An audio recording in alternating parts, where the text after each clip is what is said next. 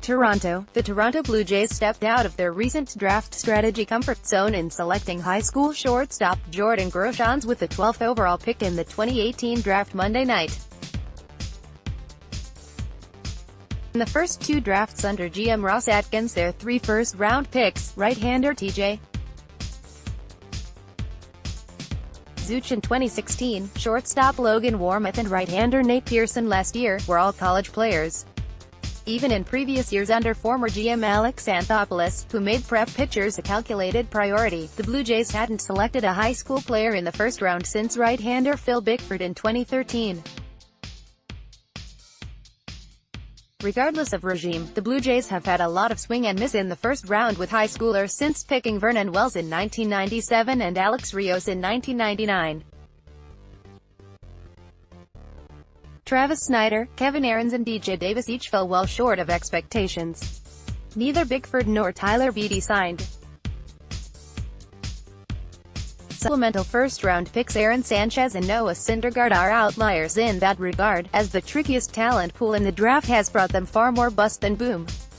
Obviously, being a little bit younger and not having the experience of playing at the collegiate level, everybody's development plan is a little bit different, Blue Jays scouting director Steve Sanders said in comparing the general profile of prep players versus collegians. A lot of times, players determine their own timelines of progression, so all high school players aren't necessarily the same, just like all college players aren't necessarily the same. By taking a player at a younger age, you've had slightly less time to watch him develop. While there's some risk associated with that, we certainly feel good about taking Jordan and the trajectory we feel pretty good that he's going to be that you need to be on from here on out. The Blue Jays fell back on a couple of their norms with their second-round pick, selecting Duke right fielder Griffin Conine, the hard-hitting son of longtime big leaguer Jeff, becoming their latest Bloodlines pick. Their shift on Groshans, a product of Magnolia High School who at 6'4" and 190 pounds may have to eventually move to third but projects as a potential middle-of-the-order bet, didn't come lightly. Area scout Brian Johnston, based in Austin, knew both the player and his family really well, and the Blue Jays started tracking him fairly aggressively during last summer's showcase circuit. Groshans met with a number of people in the organization, and when the Blue Jays visited the Texas Rangers in April, he met with Atkins and manager John Gibbons in the visiting clubhouse. "We've seen a lot of Jordan," said Sanders.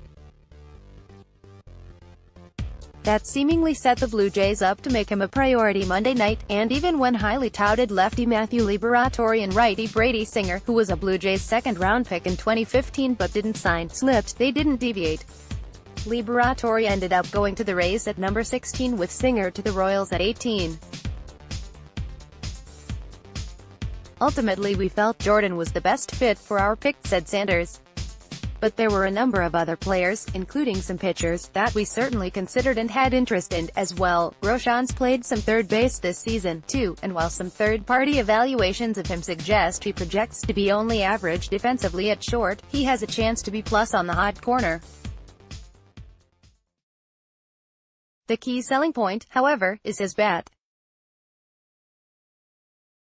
"We just feel Jordan has a lot of the attributes we look for both in his swing, his combination of contact, of power, plate discipline," said Sanders. "He's got a great feel and approach in the box, he's able to drive the ball to all fields, and we're confident that his offensive ability will certainly transfer with Wood at the next level." The 12th overall pick has an assigned value of $4,200,900 and makes up the majority of the Blue Jays' $7,982,100 spending pool for picks in the first 10 rounds. Players selected in rounds 11 to 40 can receive a bonus of up to $100,000 with any overage counting against a team's pool. Teams that exceed their bonus pool by 0 to 5% are charged a tax of 75%, while overages beyond that threshold are penalized with a loss of future picks as well as an escalating tax. The Blue Jays did some manipulating of their pool last year, signing a handful of players for less than their spot's assigned value, reallocating the money to their two first-rounders. Shortstop Logan Warmoth got $25,000 over, while right-hander Nate Pearson picked up an extra $150,000. Second-round catcher Hagen Danner, $456,800 above slot, and 14th-round first baseman P.K. Morris, $106,500. With Groshans, the Blue Jays probably have a pretty good idea of what hunting in new talent pools is going to cost them. "We're certainly confident," said Sanders, "we'll be able to work something out."